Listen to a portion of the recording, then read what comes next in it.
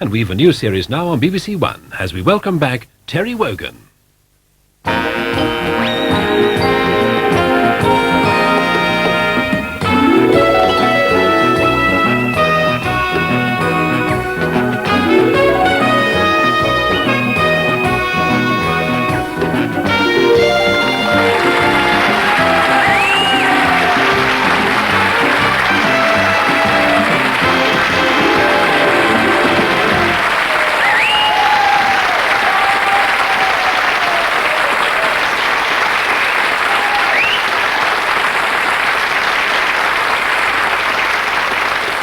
And they said he wouldn't have the nerve to do another series. Welcome to our new series of Wogan.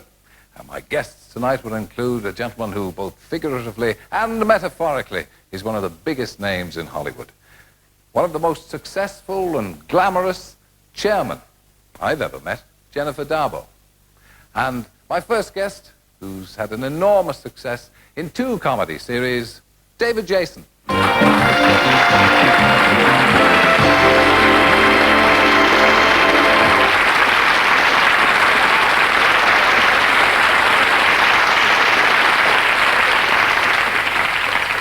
I see there's been no improvement in the chairs.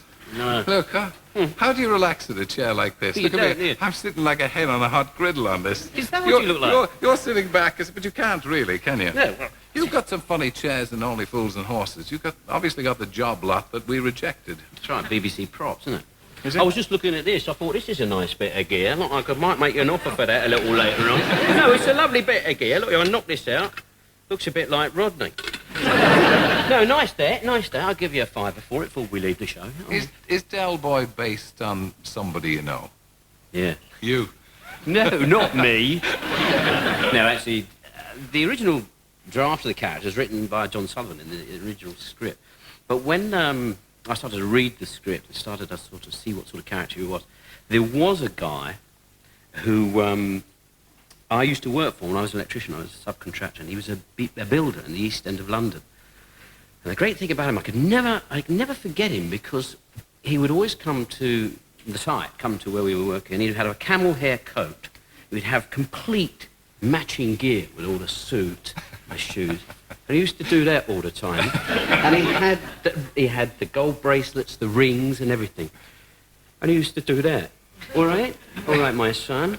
And I thought, I don't believe it. I mean, how can a man look so immaculate? I mean, a bit like you, look absolutely beautiful, but speak like that, like what you do sometimes when you're not working. Right. And he did leave a tremendous impression on me. And when this character came up, I just kept thinking about him. And a lot of his mannerisms and his attitude I brought to Del Boy. Is that where you get your voices from? Because you're a master of voices, aren't you? You're everywhere.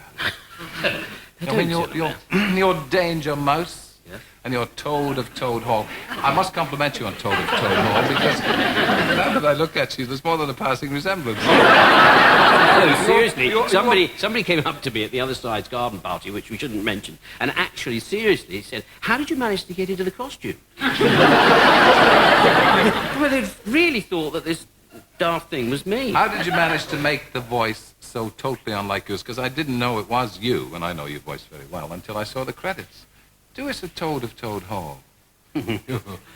Well, the first thing that comes to mind is, first of all, that you got to think about the character, what sort of character he was that you're trying to portray.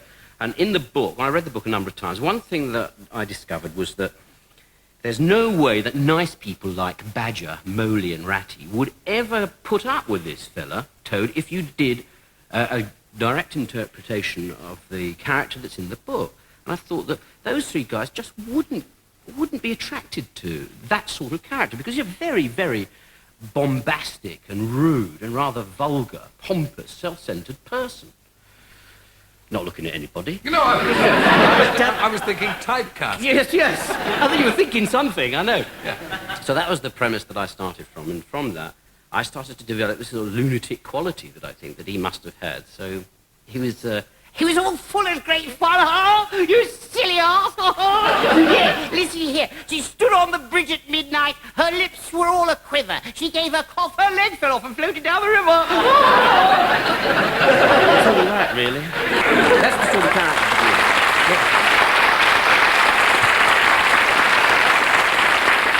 doing the character, are you pulling the faces when you're doing the character, or are you reading it straight off the script? No, you don't. This is the trouble. Is you carry the image inside your head, and you start to, like I was doing then. He starts to come alive. You know, you've got to see him in your head, and because you see him and you see the way that he works and how he looks, it starts to take over. You can't do it unless you carry an image in your head. At least that's the way that I work.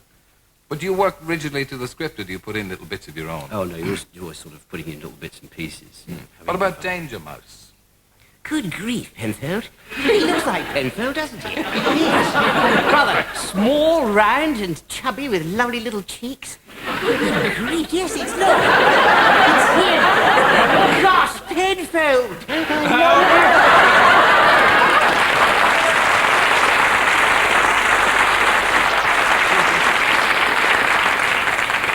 To get back to where, incidentally, yes. Now I know... Sorry, we better talk like that for a while, don't we? Yeah. Now I know why I had you thrown up